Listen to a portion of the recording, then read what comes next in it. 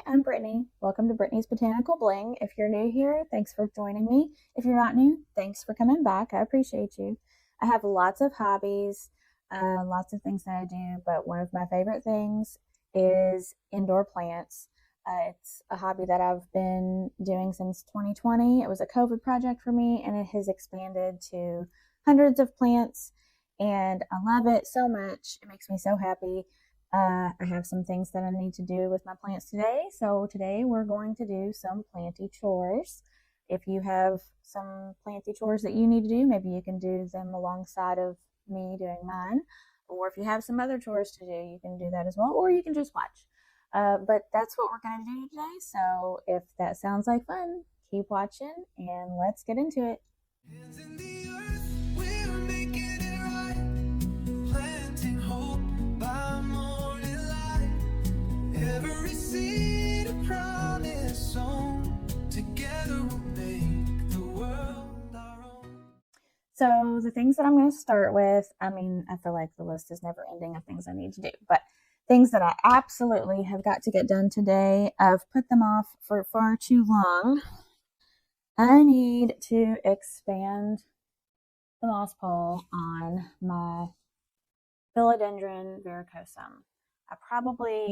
I definitely should have done it one, two, three, maybe 3 leaves ago.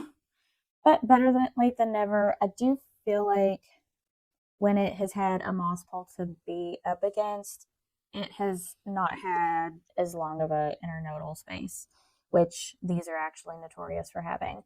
I feel like it did better about not doing that when there was a moss pole. So hopefully extending this moss pole will help that.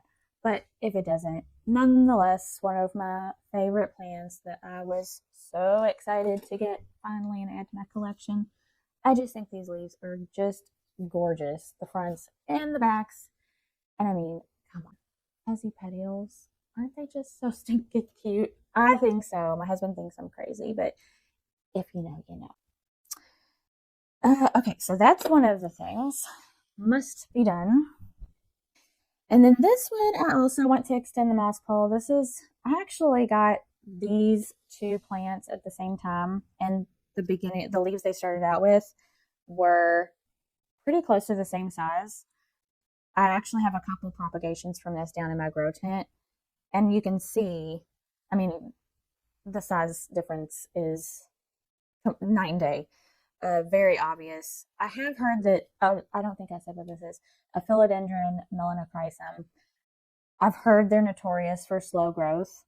When they grow to maturity, they have super huge, long, dark leaves, which is what I want someday. But I have heard they're slow growers. This one just has really not been loving me lately. I don't know. It was doing fine, and then it just started. I don't know. Every leaf it went to push out, it's doing it on this one. I might need to get the microscope out and see if it's, I don't know, flat mites or something. I don't know. Because they just keep just kind of drying up. This one, actually, I don't know. This kind of looks like it might be okay for now. But anyway, I'm hoping that maybe having a moss pole there, maybe it wants it to be more humid and doesn't like to dry out. I really don't know, but since I'm adding a moss pole to that one, I'm going to try adding a moss pole to this one and see if maybe it helps.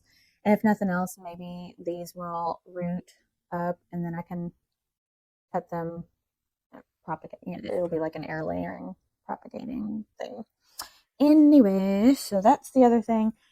And then another thing that I've been wanting to do, hopefully we'll get to, let's get back so you can see a little better. This is a Tradescantia pink panther.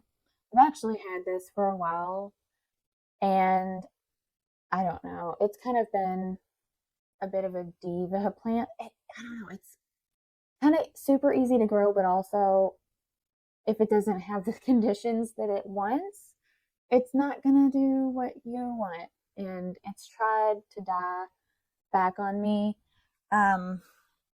multiple times. So what I'm wanting to do, because it definitely doesn't like to dry out, it likes it more humid, but I also don't want to keep it in my grow tent indefinitely because I mean I do see it in there, but not as often as I would if I have it in my house somewhere. So I would like to try to have it happy somewhere in my house where I see it every day and not just in a grow tent. So my idea, these are two things that my husband brought home from. I think this was from a show he worked maybe. And then this was just something he picked up. I have no idea what it actually is, and they didn't come together. But I don't know. Isn't that kind of, you can't see that. Isn't that kind of cute? I think it's neat and it raises it up. I don't know. I like it. He likes it, so that's what I'm gonna do. But I thought that it would maybe work out nicely if I put this in here, like in an open terrarium type style. It would make it a little more of a humid environment for it. And then I might take some cuttings like a string of frogs or something and put it in there to crawl because they like it, that likes it pretty humid too. Let me see. This is my, aren't they so cute? So unlike other string ofs, this is actually a ficus, like other string of type plants. Um, some of the things that I read about this, which there actually wasn't a lot of information about it online, but some of the things that I've heard and read about it haven't actually held true. Like, I heard that you really don't want to top water it or too much or whatever because they can get a like fungal issue or whatever. But I haven't had issues with that. I like to spray it off and it keeps the leaves clean. It also, I think I read something about not wanting to overwater it, but this thing has been super thirsty for me. In fact, I'm thinking about taking it out of the terracotta. I like it in the terracotta, but I don't think it actually likes it because I just feel like I'm always having to water it. And if you don't water it when it wants to be watered, the leaves just dry up like that. I will say though, when you water it and get it back on track, it also bounces back and pushes out new growth pretty quickly and recovers. So it's pretty resilient, but it's also kind of a diva plant for me. But you can see all of those lighter, I don't know if you can tell the difference. Those lighter green leaves are all new growth. So anyway, I might take some cuttings from this to put in here. I might also repot this in a plastic pot. And then what I've done with a couple other plants that I liked in the terracotta pot, but I felt like they needed a plastic pot to stay moist longer, I put them in a plastic pot and then put that in the terracotta pot as this is like a cover pot so that it's not wicking away the moisture, but I still get the look of it because I really do actually like the way it looks in here. So we might get to that. I'm not sure. But the first two things that we're going to do that have to be done are the moss pulls. That has got to happen.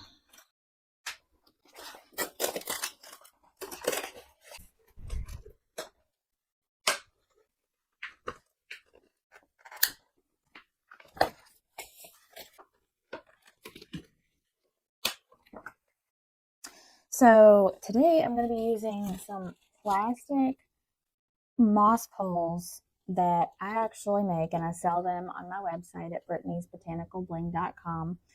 And this is this moss pole, and they come with this protective sheet on it, and it really is just so satisfying to take off. I just love it. It's like kind of like popping bubble wrap, but also, I mean, it's also like, and it is how when you hit something there and off that protective plastic cover thing on it. Am I the only crazy one who likes that? I don't know. Another, if you know, you know.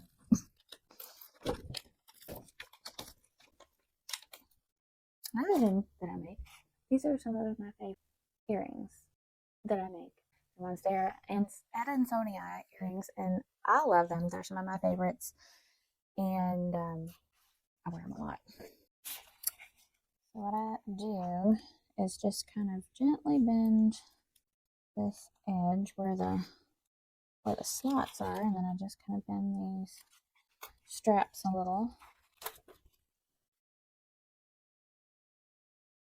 Just gently to kind of get a little crease.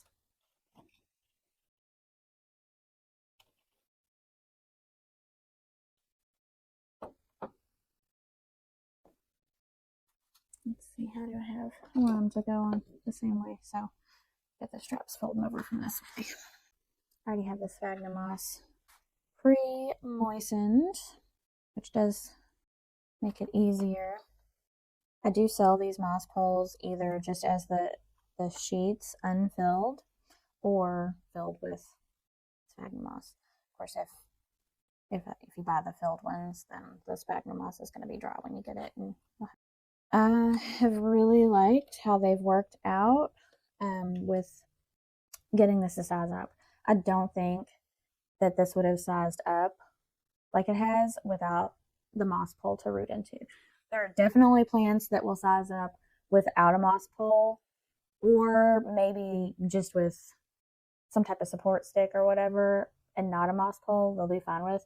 But there are definitely plants that want something to root into. Let me make sure I'm doing this the right way. It's going to be like that. Okay, so this is the part, that's the end that's going to go in this. So since I'm adding this onto another one, I'm going to leave a little space at the bottom for this to overlap that. And I'm also not going to strap this bottom strap until I get it on there so that I can wrap it around that pole that's already there. This is clear, so it's a little difficult to see at first. You also have to make sure you line up the right straps to the right slots. Here we go.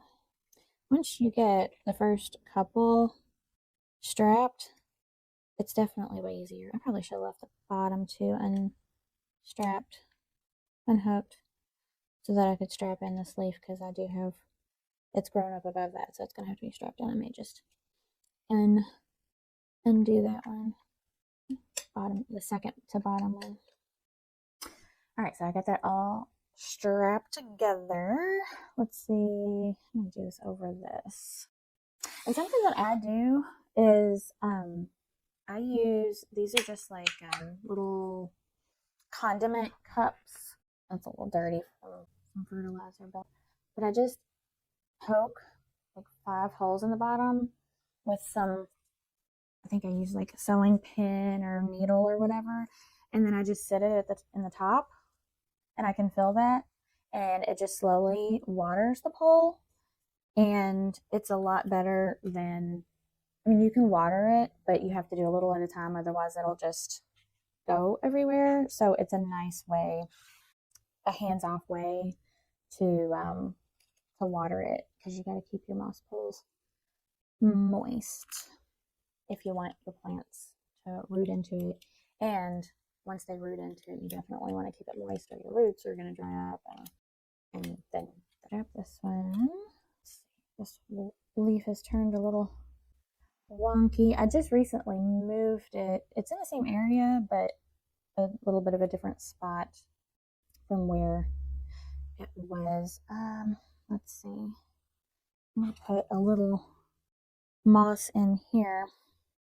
I left some space up there for the cup to sit, but since I'm adding this, and I left an empty spot in that one, or do I want, no, that's what I want. I need to add a little bit more there just to have it pull these out.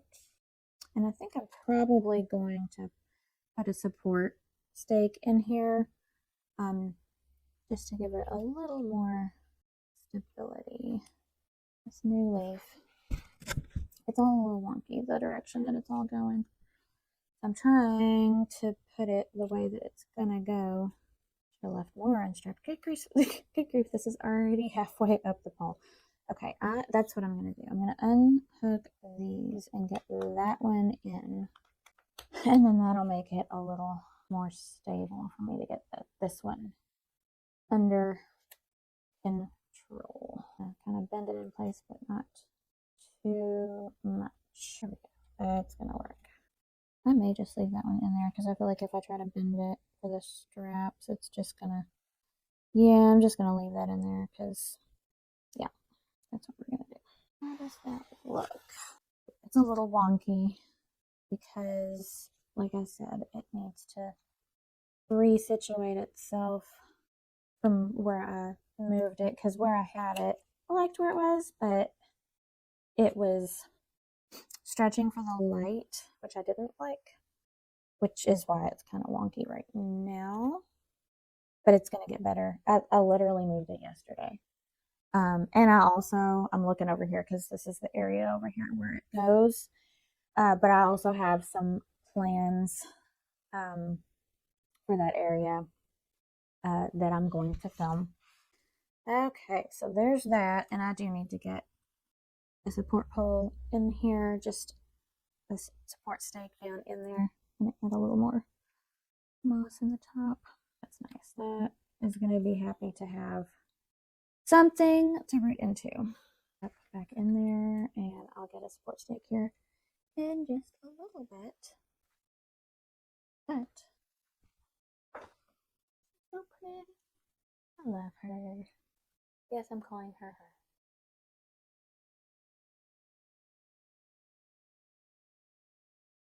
I appreciate you joining me as I extended my moss poles. I decided not to do those other two plants for now, but I'm glad you joined me on this planty journey, and I know they're going to grow better now with moss poles. Don't forget to like and subscribe. Check out Brittany's Botanical Bling, and I will catch you in the next one.